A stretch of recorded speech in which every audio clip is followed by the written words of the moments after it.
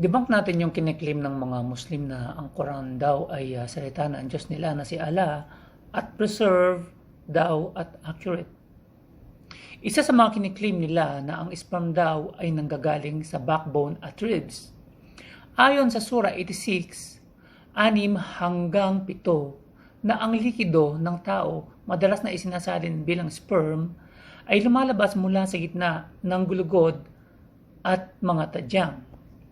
Ayon sa siyensya, ang sperm ay ginagawa sa mga testicles at ang tamod sa prostate at seminal vesicles na wala sa pagitan ng mga tadyang at gulugod.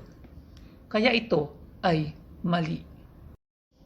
Pagdating naman sa embryology o ang pagbuo ng bata sa sinapupunan, ito ang kanilang sinasabi.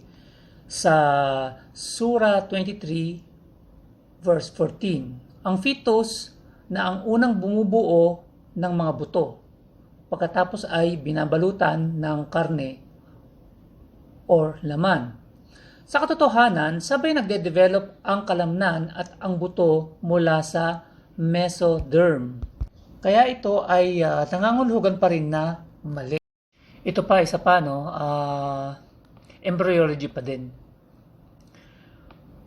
Sa Surah 96, 1-2 ng Quran, lagi na lang sinasabi ang salitang alak na kadalasan ay translated sa clot or congealed blood para i-describe na ang development stage.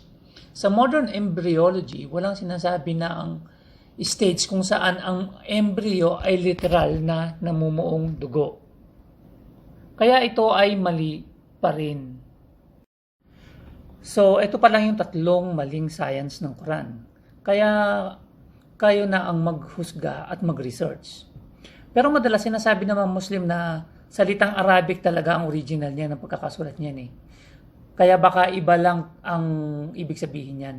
Pero sa akin lang, kung yung Allah nila ay Diyos, dapat kahit isa o 2 mali, wala man lang na nasusulat sa kanilang libro, di ba?